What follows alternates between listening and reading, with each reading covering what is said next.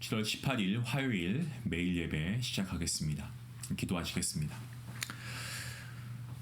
하나님의 크시고 놀라운 사랑 다시 한번 감사합니다. 하나님, 정말 연약하고 미련한 우리에게 오늘도 우리에게 새날 허락하여 주시고 주님께서 주시는 이 호흡을 통하여서 오늘도 우리가 새로운 한날 선물로 받았으니 오늘도 우리가 주님을 찬양하고 주님께 예배하며 나아가는 우리의 모습이 될 수 있기를 간절히 소원합니다. 하나님, 이 시간도 하나님, 우리가 아침을 밝히고 우리가 새롭게 하루를 시작하는, 어쩌면 우리가 또 하루를 마무리하는 이 순간에 우리가 말씀으로 하나님께 나아갑니다. 하나님, 우리가 하나님 말씀을 볼 때에 우리의 영안이 열리게 하시고 정말 우리의 귀가 열려서 하나님의 음성을 말씀을 통하여 듣는 시간이 될 수 있도록 하나님 축복하여 주시옵소서.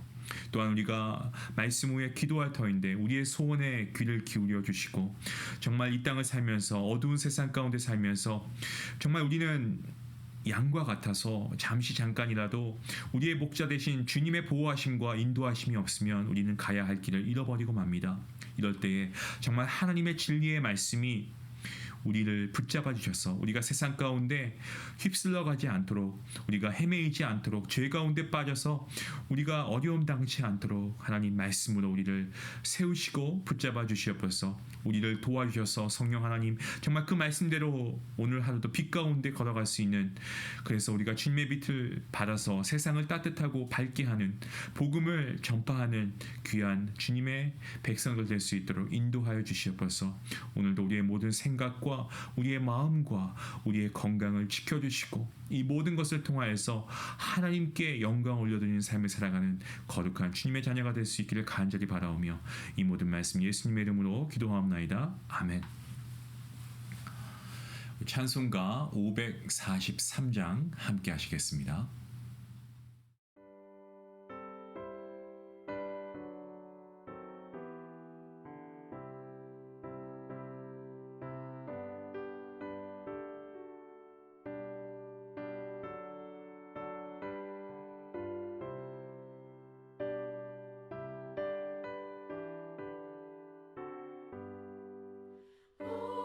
어려운 일 당할 때 나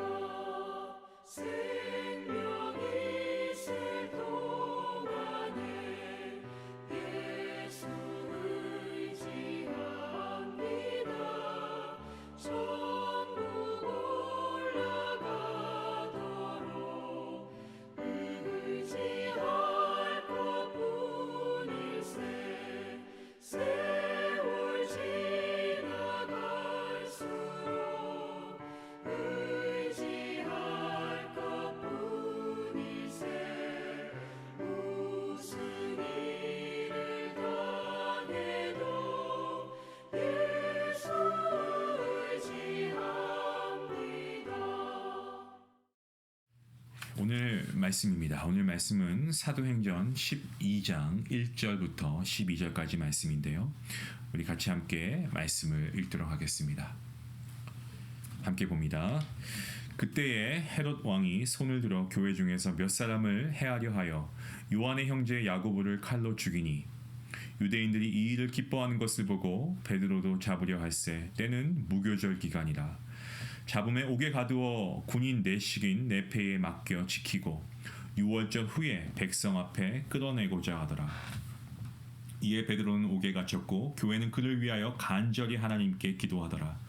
헤롯이 잡아내려고 하는 그 전날 밤에 베드로가 두 군인 틈에서 두 쇠사슬에 매어 누워 자는데 파수꾼들이 문 밖에서 옥을 지키더니 호련히 주의 사자가 나타나매 옥중에 광채가 빛나며 또 베드로의 옆구리를 쳐 깨워 이르되 급히 일어나라 하니 쇠사슬이 그 손에서 벗어지더라.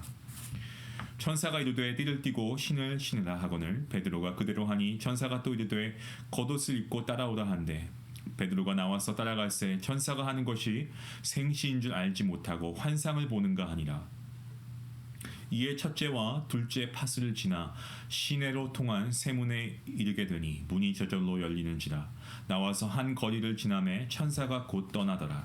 이에 베드로가 정신이 들어 이르되 내가 이제야 참으로 주께서 그의 천사를 보내어 나를 헤롯의 손과 유대 백성의 모든 기대에서 벗어나게 하신 줄 알겠노라 하여 깨닫고 마가라 하는 요한의 어머니 마리아의 집에 가니 여러 사람이 거기에 모여 기도하고 있더라.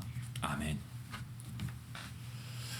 로마 시대 당시 이스라엘은 헤롯 왕이 다스리고 있었습니다. 그런데 이 헤롯 왕은 유대인들의 환심을 사기 위해서 정말 애쓴 왕이었습니다. 헤롯은 유대인들이 기독교인들을 싫어한다는 것을 너무나 잘 알고 있었고요. 그래서 그리스도인들을 탄압합니다. 아주 괴롭힙니다.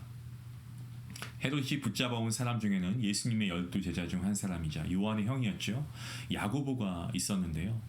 당시 야고보는 베드로와 요한과 같이 초대교회를 대표하는 리더 중 한 사람이었습니다. 앞서 말씀드린 대로 헤롯은 유대인들의 마음을 얻길 원했고요.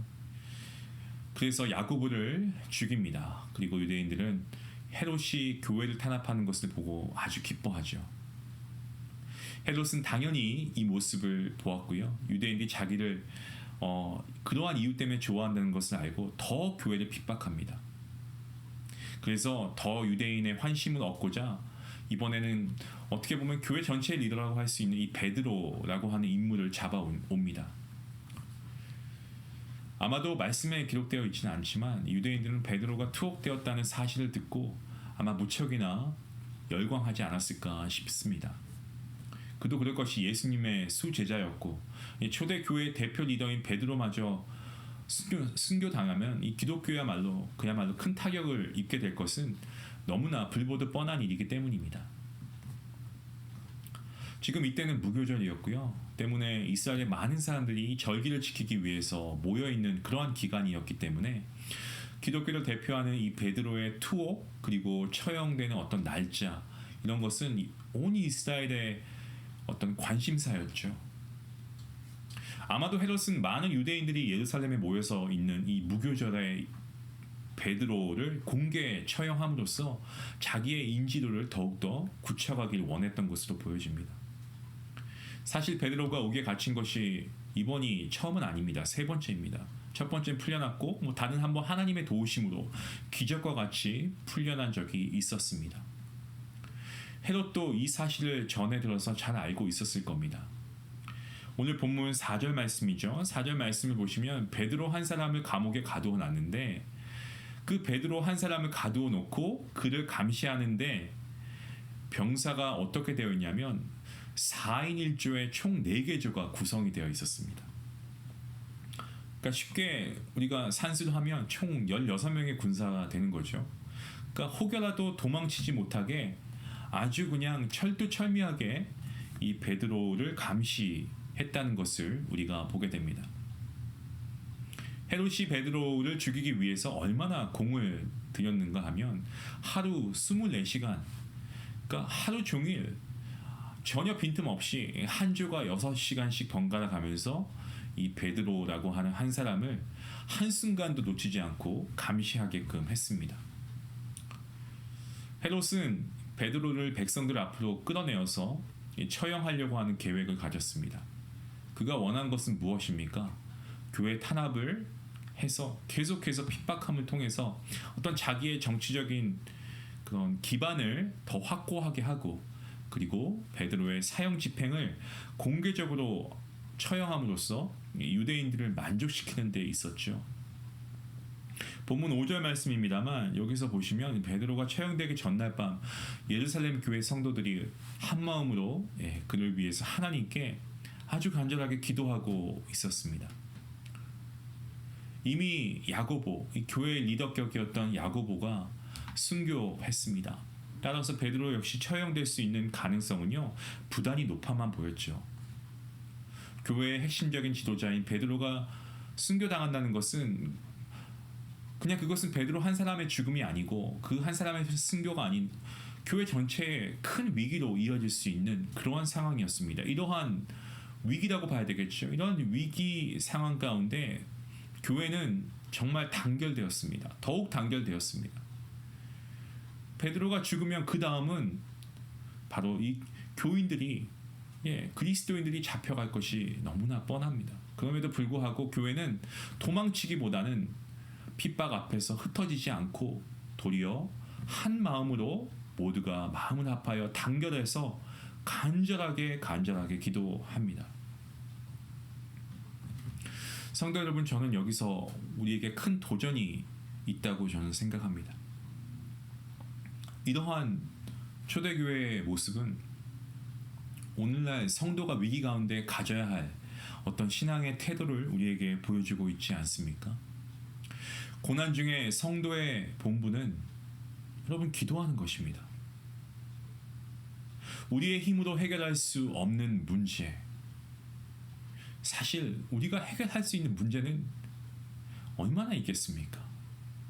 잠깐 해결되는 것처럼 보일 뿐 우리가 해결할 수 있는 것은 없지만, 아무튼 우리가 생각하기에 이런 것쯤은 내가 할 수 있어 라고 해서 내가 뭔가 하려고 하는데, 여러분 우리가 어려움이 있다고 한다면 우리는 먼저 우리가 성도로서 해야 할 본분은 하나님께 기도하며 나아가는 겁니다.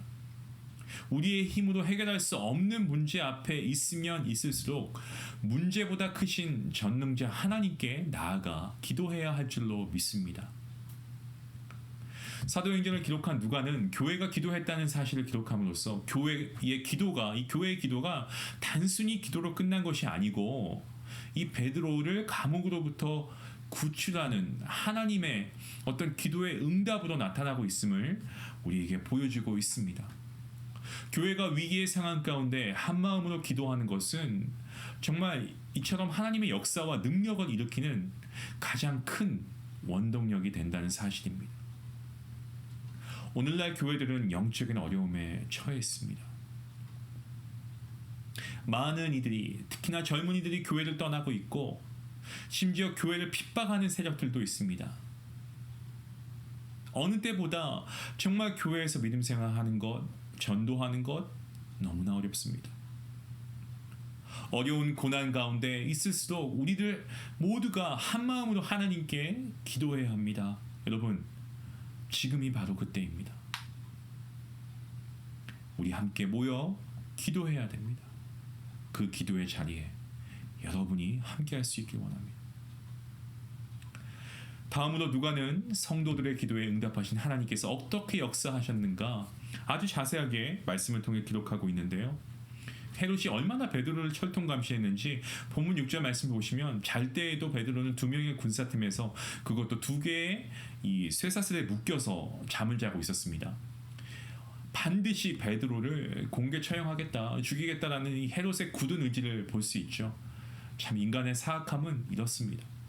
옥에 갇힌 베드로의 상황, 누가 봐도 이거는 탈출할 어떤 엄두를 낼 수 없을 만큼 아주 너무나 삼엄하고 정말 철저하게 감시당하고 있는 그러한 상황이었습니다. 본문 6절 말씀은요, 베드로가 감옥에서 살아나갈 가능성이 정말 0%, 가능성이 전혀 없는 그러한 절박한 상황 가운데 있었다는 것을요 보여주고 있는 말씀입니다. 심지어 말씀을 보면 아시겠지만 베드로 그 자신도 탈출할 의지가 전혀 없어 보입니다. 도저히 벗어날 수 없을 것 같은 그러한 깊은 수렁과 그러한 어려움, 그러한 위기 가운데 있는 그러한 상황이죠. 하지만 하나님께서는 인간의 불가능을 뛰어넘어서 놀랍게 역사하십니다. 감방에 이 안팎으로 경비병들이 지키고 있는 이 밤에 주님의 사자가 호련히 베드로 곁에 나타나죠. 지금 경비병들이 어떻습니까? 감옥 안팎에서 베드로를 지키고 있습니다. 24시간 가드하고 있죠.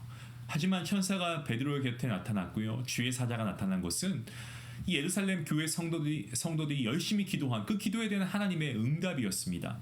이 놀라운 기도의 응답으로 하나님께서는 베드로의 구출에 직접 개입하고 계심을 우리가 보게 됩니다. 천사가 나타나니까 감방 안에 빛이 환하게 비추었습니다. 그가 이 베드로의 옆구리를 찌릅니다.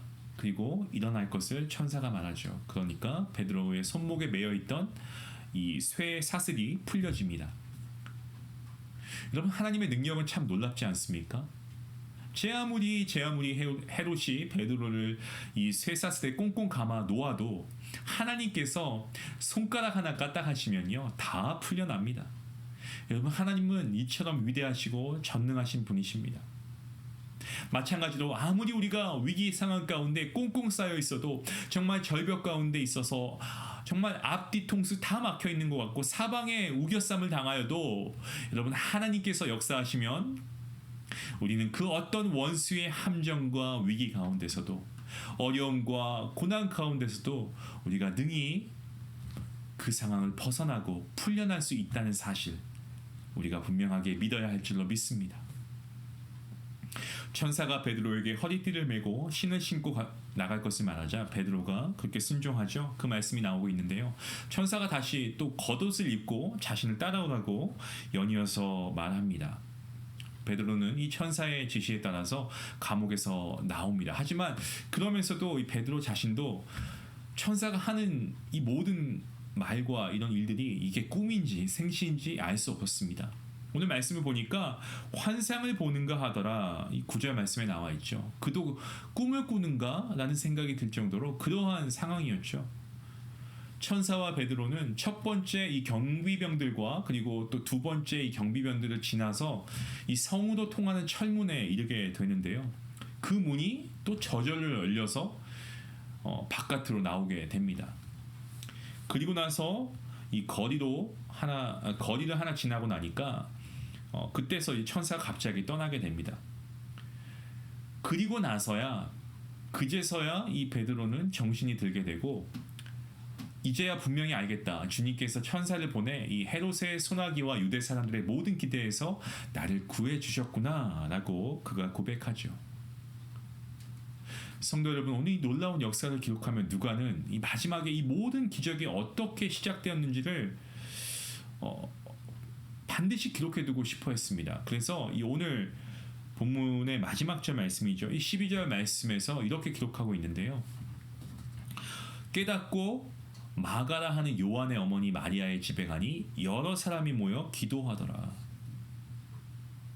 베드로가 감옥에 갇혀있던 그때부터 풀려나서 되돌아오는 그 순간까지도 교회는 뭐하고 있었습니까? 끊임없이 쉬지 않고 기도했습니다. 그리고 열심히 정말 베드로를 위해서 하나님께 간절하게 나아갔습니다. 누가는요, 이 성도들의 이 간절한 기도를 통해서 오늘 이 베드로의 생명이 구원받았음을 오늘 이 말씀을 통해서 우리에게 전달하고 있습니다. 사랑하는 성도 여러분, 하나님께서는 예루살렘 교회의 성도들의 간절한 기도를 들으셨습니다. 그리고 하나님께서는 기도의 응답으로 이 베드로를 감옥에서 건지셨고 그의 생명을 구원해 주셨습니다. 여러분, 기도는 생명을 살리는 능력이 있습니다. 혹시 여러분의 주변에도 죽음의 고통 속에 놓인 형제나 자매가 있지는 않습니까? 오늘 우리가 간절히 기도할 때 죽음은, 여러분, 죽음에서 끝나는 것이 아니고 우리의 기도가 간절함으로 하나님께 나아갈 때 그 죽음은 생명으로 옮겨질 줄로 믿습니다. 우리 주변 사람들 중에 가장 큰 어려움에 처한 사람은 없습니까? 오늘 나의 사랑하는 가족 중에, 나의 자녀 중에 영적으로 죽어가는 영혼은 없습니까? 나의 자녀가, 나의 가족이, 우리의 다음 세대가 믿음을 잃어버리고 있다면 오늘 우리가 해야 할 가장 최우선의 일은 하나님께 나와 기도하는 것인 줄로 믿습니다. 오늘 이 하루 영적으로 혹은 육적으로 고난을 받고 고통 가운데 있는 이들을 위하여서 하나님께 드리는 간절한 기도를 통하여서 우리가 생명을 구원할 수 있는 그러한 우리의 모습이 될 수 있기를 원합니다. 하나님께 기도하시고 간절히 기도하시고 쉬지 말고 끊임없이 기도하시길 바랍니다. 하나님께서는 우리의 기도를 들으시고 오늘 행하셨던 이 베드로에게 행하셨던 놀라운 역사를 오늘 이루어 가실 줄로 믿습니다. 우리가 하나님께 기도할 때에 하나님은 역사하십니다. 이 놀라운 역사가 오늘 여러분의 삶 가운데, 우리의 믿음의 공동체 가운데, 여러분의 가정 가운데, 여러분의 일터 가운데 이 일들이 일어나고 하나님의 영광이 나타날 수 있기를 주님의 이름으로 간절히 축원합니다. 우리 함께 기도하시겠습니다.